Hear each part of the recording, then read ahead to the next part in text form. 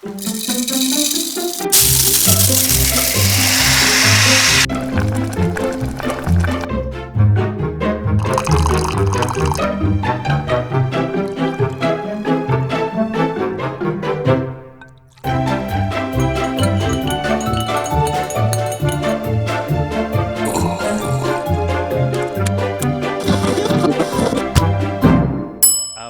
is a topic which I find absolutely fascinating. I hope you do too, because what the heck is the difference, right? Music is music, but there is a very big difference. And we're going to explore that today to figure out what's going on. So what is it that we actually mean? Well, in order to figure out what the differences are and why we get them confused, we need to know the definitions. We've got to kind of define what professional entertainment is and what community music is. So let's start with professional entertainment. To me, in my experience across the world, professional entertainment is when somebody actually is paid to present entertainment. So this is the vast majority of musicians, and what they do is they get together, or they are employed by a producer or a presenter or somebody to actually be a part of an event which is designed to give you entertainment. So a lot of these musicians spend their lives doing this. Some are semi-professional, they do other things, but they do music on the side and they're very good at it, and they still get paid to present an event to you so that you're entertained. One part of this is like the film industry. Film industry actually buys musicians to actually record the music, or in fact compose music first, and then actually get it recorded and add it to the movie for your entertainment. So professional entertainment, here's another one. Well, if you go to a bar or a nightclub and they actually have live music there most of the time, then those performers are there. They're hired by the venue, not at union rates. There's probably just a little fee and then maybe a cover charge or a percentage of takes and maybe tips, but it's not much. But anyway, they're there in order to give you entertainment, to provide background entertainment for you, background noise, create the mood of the environment, make it a welcoming place. If you go to a concert, Florida Orchestra is professional entertainment. These people get together, they hire musicians in order to put on concerts for you to enjoy. That's professional entertainment. So music in the community is a slightly different thing. This is where we take the music that exists in the community by the community members. We don't necessarily buy them in, we don't necessarily pay them. Sometimes musicians are paid, but most of the time it's actually members of the community, residents, visitors, who make up that community, who present their own or participate in their own kind of music. For example, some people play an instrument, so they'll join a group or they'll even play solo. They're not necessarily paid, they're doing it for fun. That's music in the community. It's also applicable to listeners, because even if you don't play an instrument but you want to participate in music, you can go to a professional entertainment venue and see a concert or some sort of event hosted and presented to you by professionals. Or you can go to where your neighbor is performing, or maybe one of your children is performing at. Or maybe you've just heard something, maybe a work colleague has given you a flyer at work about a concert coming up that they are playing in. This is community music, music that is actually in the community, by the community, of the community. And of course, the fascinating thing for me is that every culture has its own kind. Every culture, even within nations, there are different types of music. England, various parts of England has very different types of music than Scotland does, than Wales does, than Northern Ireland does. And yet the UK itself is a nation. It has all these different styles. So music in the community, music of the community, is what I'm calling community music. So there's a big difference between community music and professional entertainment. And the problem is there is so much crossover, there's almost no fine line. We often say, you know, decision A or decision B, there's a fine line between the two. But because there is so much, there are a lot of professional entertainers who participate in community music. there are some people who do music in the community who occasionally get involved with professional entertainment. So it's very difficult to know which is which. It's it's very rarely obvious which is which, and it's wow. It's there's no fine line anymore. It's gone, and that's why we confuse music in the community with professional entertainment. The other thing is the fact that music in the community does way much more than just entertain. We've already explored the fact that there's more to music than music in a previous weekend prelude.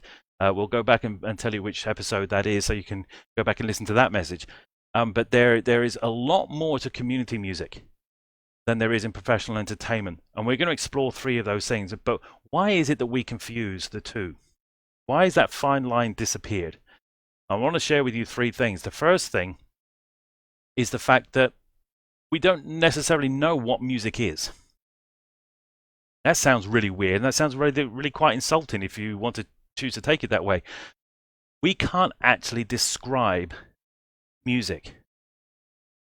This is something that a lot of people forget to understand. They hear this noise and they hear a lot of musicians complaining about not working for the past 7 months and all this kind of stuff. But what is it? Why is it that we can't, that musicians, the people who get involved as listeners, okay, listeners as much as performers, why is it that we can't convince the decision makers of the world or other people the value of music? Because we can't actually put music into words. Music is its own language.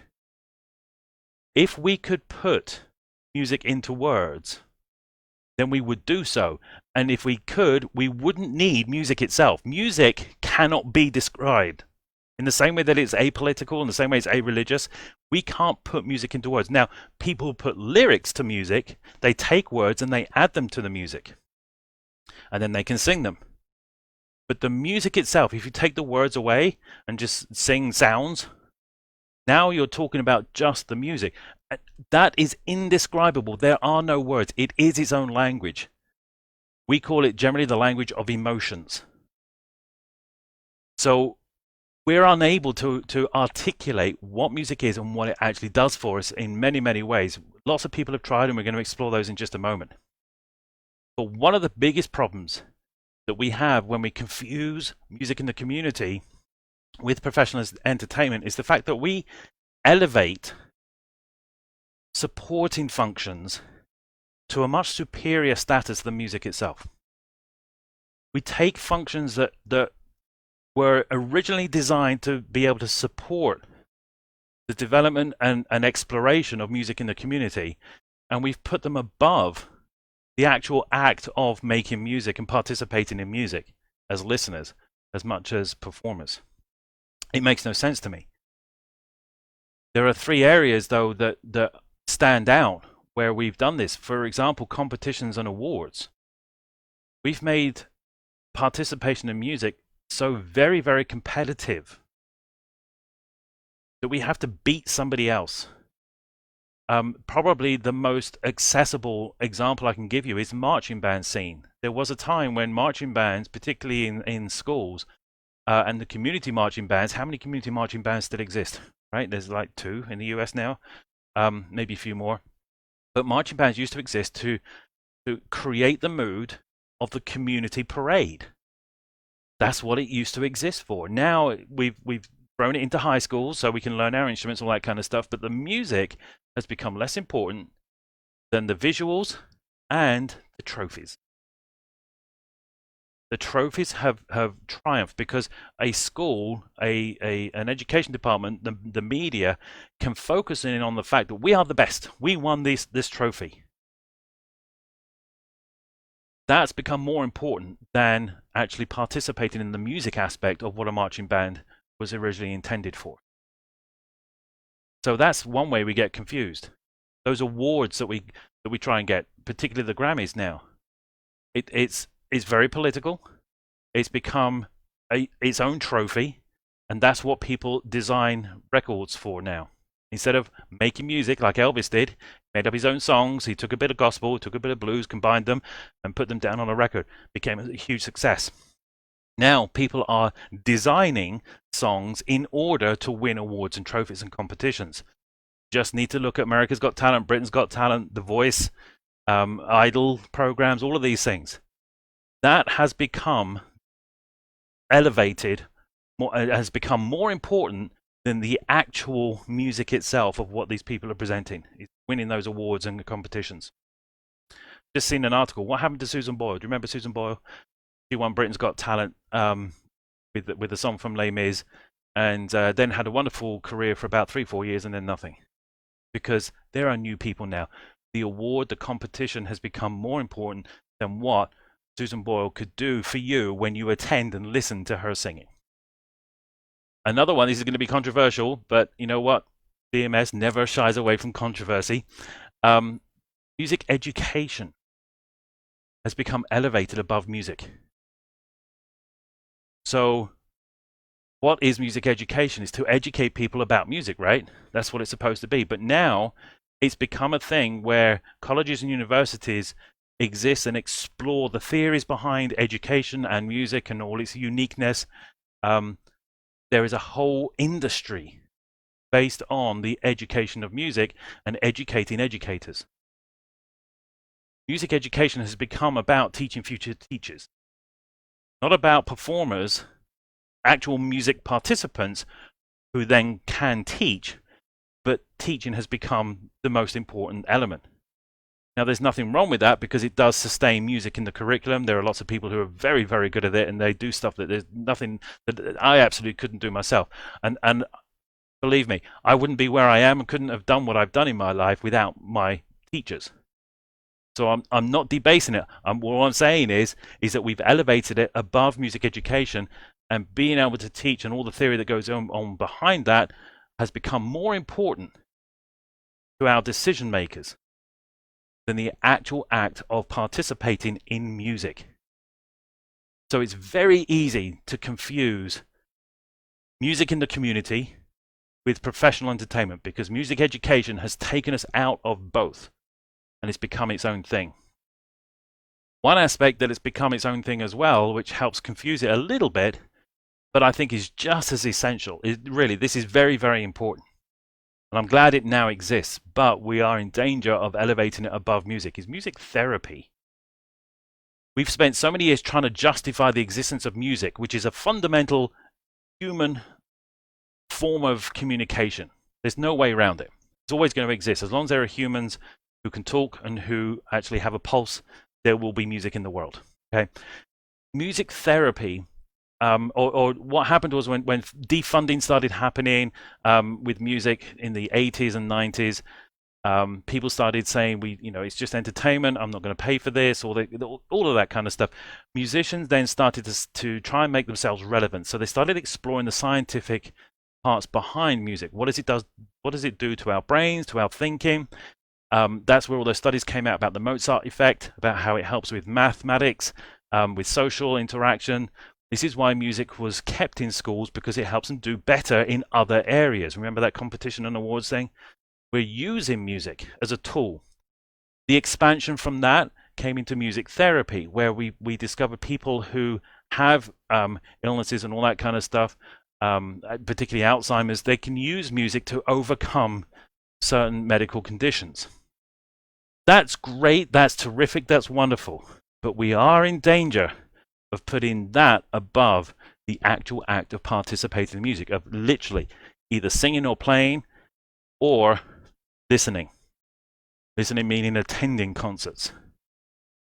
So those three things, competitions and awards, music education, music therapy, we're in danger of elevating these aspects of, these are support functions.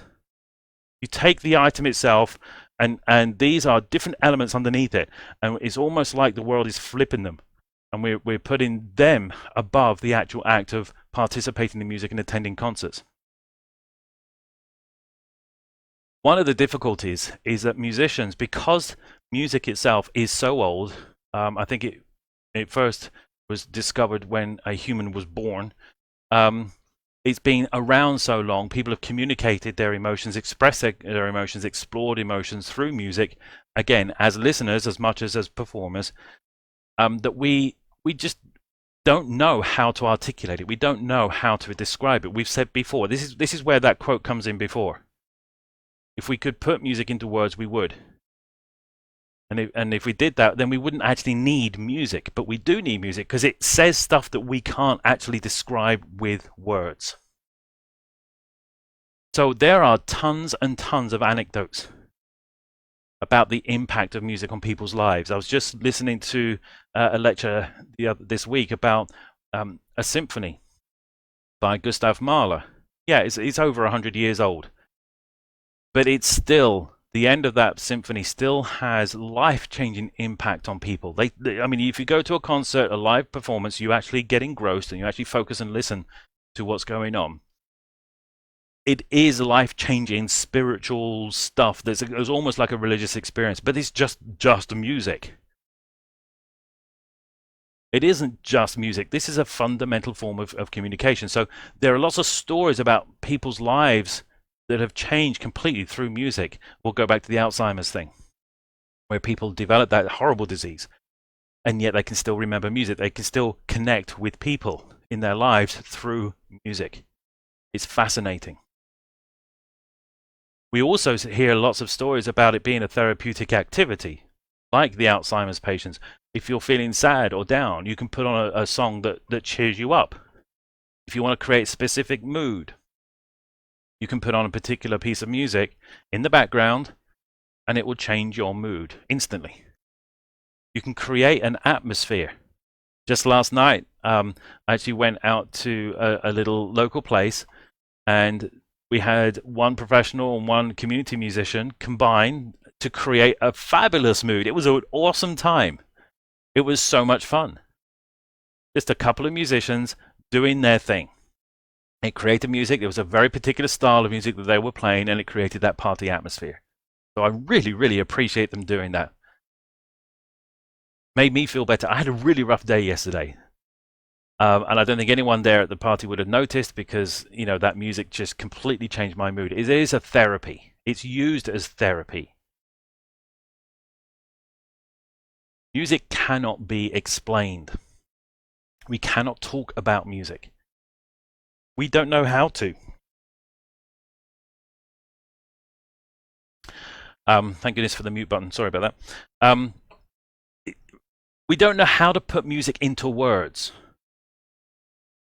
You can do your best to describe it, and unfortunately, a lot of musicians end up getting very theoretical, very deep, way above most people's heads. I listen to some lectures these days about particular repertoire in music. You know what? I'm lost. I mean, this is my field. This is what I study. This is what I've been doing for over 35 years on multiple continents. And I'm just like, what the heck are you talking about? They're trying to describe music. We can't. And because of that, we can't quantify it, we can't qualify it, we can't give it a narrative, and therefore our decision makers in society, whether it's funding, whether it's space, whether it's time, whatever it is, resources, we can't articulate it. We don't know how to tell them how important it is and what we need and why they need to support it. We just don't know how to do that. So participants, people who listen, and people who actually perform focus more on the doing than articulating. They focus more on just getting it done than trying to find ways to explain why it's important, why they're doing it, why they want to go back, why they want more. You know how many people have reached out to me saying how much they've missed music over the past 7 months, both listeners and performers. It's unbelievable, but our decision makers don't hear that because they don't understand themselves. If you are a musician, yes, please consider running for public office. The more musicians we get in public office, then the more support we might get. All right, and then the third thing, last thing, trying to race through a very big topic here. There are, in fact, and this is relatively new. This is a direction that DMS is going to start taking soon. In fact, we've just appointed a program manager for our accessibility expansion program. So welcome to the fold, Kate. Glad you're on board. But this is to explore the actual clinical outcomes that music has on people. So at the moment, behavioral health, mental health, it's such a new field. I'm very familiar with it myself for the past 15 years or so. But it's relatively a new field. Medical health is easy. You have this condition and you know how to deal with it. You have that condition and you're not quite sure how to deal with it, but you can figure it out because it's either this or that. And you just go step by step to work things through. Mental health is very, very different, and it's very, very new. And what I've been surprised about in my close connection with that industry is how little attention is paid to emotional health. And yet, music being the language of emotions, not necessarily professional entertainment. Yes, you can get affected when you attend a professional event, but when you get local, when you get down deep, when you get in a smaller, intimate environment, it has far more emotional impact on you. The house concert, the front lawn concert, that smaller environment where you are closer and there are fewer of you, there's a lot more communication, direct communication going on. That's going to directly impact everyone there emotionally when you let it. So we've got mental health over here, the whole industry. There are a lot of grants for that. There's a lot of money out there for that. And there's a lot of treatment because people need treatment for their mental health. Music over here directly impacts our emotional and mental health. But so far, those two industries have never met. There's no correlation between the two. So we're going to try and see if that's possible. The biggest thing I think about live music, participating in live music, particularly community music, is the fact that it is preventative. It helps you prevent getting to the point where you need mental health treatment. And maybe that's the problem. Maybe that's it. That's why people don't want music to be associated with all the conditions that are involved in mental health, because then that industry would lose its income. If we prevent, like dentists, dentists used to make a fortune replacing teeth. Then it got into that whole prevention thing, and now they make a lot less money. I mean, that's the way the world works.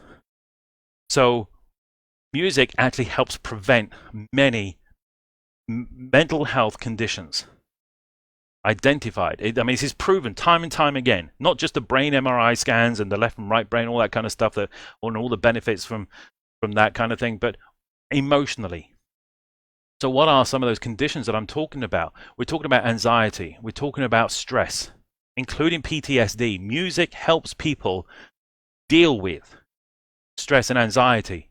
Changes their mood. Music changes our mood. Have you ever been in the car in a traffic jam, listening to the radio, and you're getting really pumped up, really quite angry and annoyed, and got to get to work.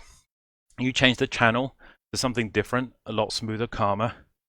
You literally relax. It completely changes our mood in exactly the same environment. Mood is an identified condition in mental health. You need to connect the two and say, how does it affect? Why does it affect? Depression. Music helps people with depression. Loneliness, which is a contributory factor to many other types of mental illnesses. All of these conditions are directly impacted by music in the community. And of course, then there's also the treatment of trauma. People who go through traumatic experiences like cancer treatment. There are hospitals now around the world, including several in the USA, that are playing music during cancer treatments. Why? We don't know. We just know it works. We just know it makes patients feel better. If we could describe music, if we could put music into words, we would. But then we wouldn't need music. We would just use the words. So people are recovering from physical ailments much better, much quicker, much more easily because music is involved. That's not professional entertainment. That's music in the community. We confuse music in the community with professional entertainment because we've elevated the support functions of music to a superior status. Participants, meaning both performers and listeners. Just because you don't think you know anything about music doesn't mean to say you can't participate in music. You can, and you often do, more than you think. But we focus more on the doing, on the attending concerts, on the performing concerts, than we do in articulating what it is that we're doing. That's been a problem that causes confusion. And then, of course, there is matching the clinical outcomes of our health, physical and mental health, that is directly affected by music's emotional impact. Those three things are ways that we confuse community music with professional entertainment. I love this topic. There's a whole article, in fact, that I wrote with Sarah Michaels, who's a music therapist. We've got this whole article here. If you want a copy of this article, just send us an email. Go onto DunedinMusicSociety.org, fill out the contact form, and we'll send you this article. If enough people request it, we might post it. But come and ask us for it, okay? Facebook is fine as well. YouTube, if you're watching on YouTube right now, then send us an email. Go visit, add a comment, do whatever you like, and we'll send you this article. This is absolutely fascinating. It's a huge topic. So much more to explore. But as we're doing these weekend preludes at the beginning of each month, I thought this will give you some meat to actually focus on and discuss with your friends, peers, other musicians, neighbors, family, people you don't even know. This hopefully will give you something to talk about. Why do we confuse community music with professional entertainment? What are the differences, and how do we go about this? So, wow, there we